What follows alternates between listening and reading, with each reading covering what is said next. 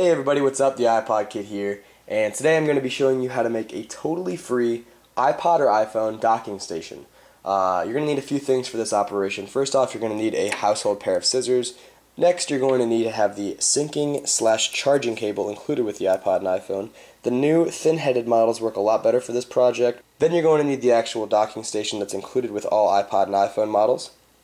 Next, you're going to need a jewelry box. You can use any type of box, really. There's plastic boxes that you could use. You could use any type of box you want. I feel jewelry boxes are extremely cheap and very sturdy.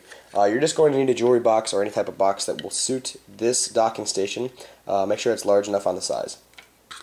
Next, you're going to need some tape. Doesn't matter what type. Scotch tape will work fine, but I have some red duct tape. Then you're going to need an iPod or an iPhone. Last but not least, a hot glue gun.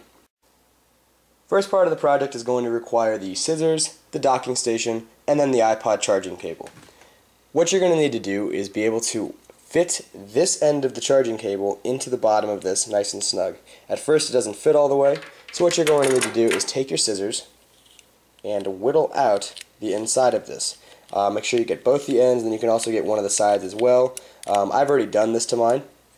And after you get this entire thing nice and whittled out, to fit your end in nice and snug, to be able to go in and just push it, and there we go. So it should be able to go in all the way through. You're not going to want to do that though. When you're actually making this, you're going to want to fit this about right there, just so the actual tip is in. Once you've got that part whittled out enough, you're going to take your hot glue gun, and from the back of the charging cable, you're just going to put a nice streak of glue all around it. Let that sit and dry for a few moments. After you've got the back of your charging cable completely covered in hot glue and it's dried, you're going to want to put some tape on the back just to make sure it's nice and secure. Once you've got the back of it taped up, you're going to want to take your jewelry box and make somewhat of a stencil similar to this one. You'll be able to cut out for your iPod dock to actually fit into your jewelry box nice and snug.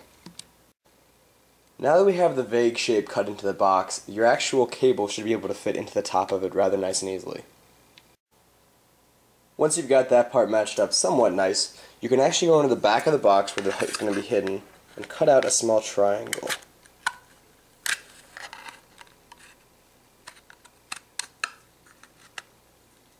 Okay, now this triangle is going to be where your cable is going to fit out nice and easily, so it'll sit properly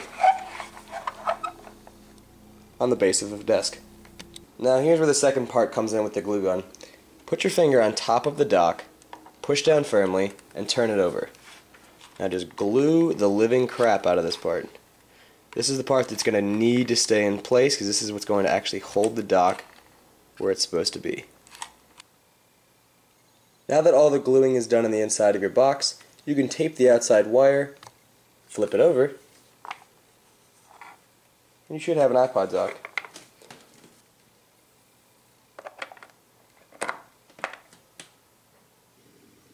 Here's my dock that I made earlier. Now I can charge and sync my iPod seamlessly through my computer.